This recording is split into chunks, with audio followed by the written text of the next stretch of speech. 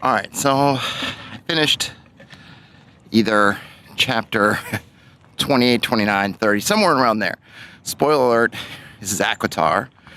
Spoiler alert, she just had her homecoming after being sent back across the wall, the divide, whatever they're calling it, from Fairyland, from Prithian.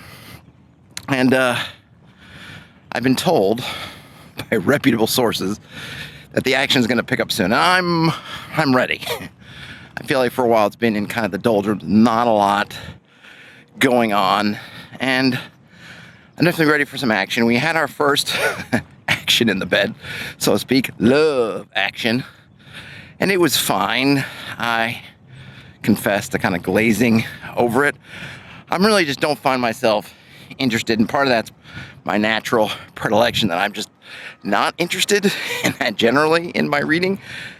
But I think also I just don't feel these two characters.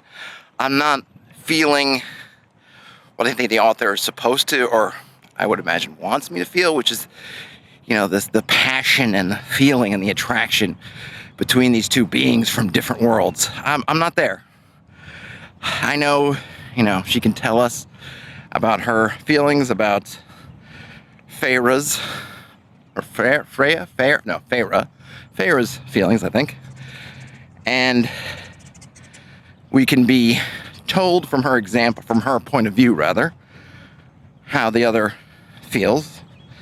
But I don't know. I'm not. Sometimes you watch a movie, you see a show, and there are two characters who, in the as written, are supposed to have a certain rapport with one another, but just on stage, on screen, on the TV, whatever, it just doesn't come through. It doesn't come across, and all you can say is like, well, I guess those two actors didn't have chemistry in the way the characters are supposed to have chemistry.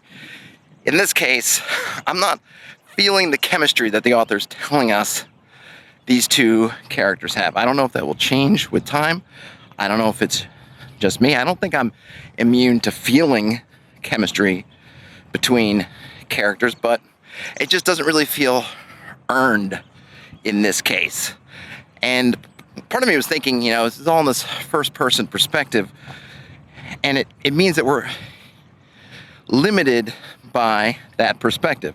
In this case, Feyre's. So I think on many cases that's good, or it's fine, in that part of the whole discovery of being in this new world, we're seeing it through her eyes, right? And so we don't get access to a lot of information that we might get otherwise. Now, you could do all this kind of limiting and stuff with a third-person perspective. Happens all the time.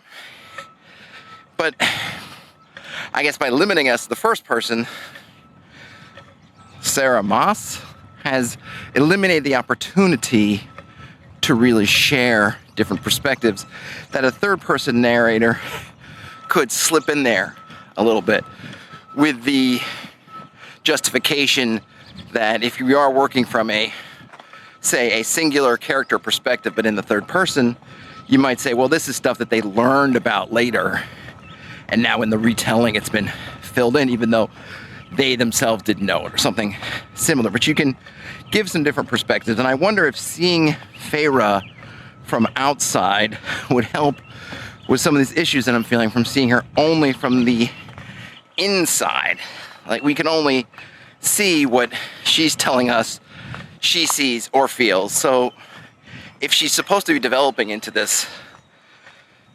a creature that is very attractive to the different, for whatever reason, whether it's physical, whether it's her aura, whether it's something unearthly about her, or it can only be expressed by them really telling her, or being really forward with it, so and so staring at me or whatever. Whereas a third person, I feel like they could do more of a job with that. And I don't know if that would help in terms of the attraction issue that I'm feeling, or why I feel like I don't feel the chemistry, or what. But that's where I'm at. I'm out running some errands, and I'm taking advantage of a nice spring day to walk through the park. I have the book with me. If I have chances to stop, I'll try to go forward a little bit. I'm still, enjoying the book overall. I can see why she's become very popular. It is very easy to read, and I've heard that future books are a bit faster paced than this one. I think part of the issue too is there's a lot of, I don't know, feeling out, indecision, or maybe indecision is not the right word, where she's just not confident in herself in things. And this is part of where me as a reader, I'm kind of want to hit the fast forward. And this is where I think about fiction oftentimes as kind of a heightened reality. I get it that if I were in this fairyland, I might dither for years about what I'm going to do. But I don't want to read about years of frittered away because I was indecisive or I couldn't figure things out. So when I think there are opportunities for choices to be made, I'd like to see those sooner rather than having to wait however many pages for that same decision to come up a second or third time, and then finally it's answered. Just give it to me, or if you're doing a classic refusal to adventure kind of thing, have to be in quick succession. And I guess my example from that is she'd been told, I think sincerely it seems to me, to stay with the High Fae. Stay with what's his name? Tamarin? My book's in my bag. I haven't got it. Stay with him. Stick with him. That's how things are going to turn out fine. Stick with him. And she doesn't. She allows herself to get sent home. Now, of course, you could say, well, what choice does she have? And the answer is probably not much, but she doesn't fight for it either. I felt like this was a good spot. They'd just basically gotten it on. And then right after they get it on, it's like, oh yeah, and you're going home tomorrow. Or I think he told her before that she'd be going home at some point soon. And he's like, yeah, pack your bags, toots. It's dawn. Coach leaves at dawn. And she doesn't really fight it. She kind of says like a woulda, and he, gets her out the door and she's gone. And that's just a good opportunity. It would have been a good opportunity for me anyway, I think, for her to flash a little bit of wisdom. Hey, I got this piece of intel, and I don't think they were lying to me, and I'm going to trust that in myself to say, listen, you may think this is right, and maybe because of that, it's wrong. So I'm staying. And then if he still sends her away, that's fine, because that would totally be in his character. If he feels he loves her as much as it seems like he does, to send her away anyway.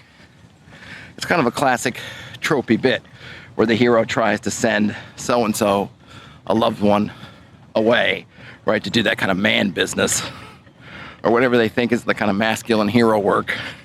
Send the woman away. And then, oftentimes it comes to pass, as presuming it might in this case too, that no, you shouldn't have done it. That was not the way you should work. In any case, she doesn't fight for it. And I just was a little bit frustrated by that as a reader, because we've been there, we've been through all this stuff, and it didn't feel like she was putting any lessons to work. She just was kind of meekly like, okay, and now she's back home.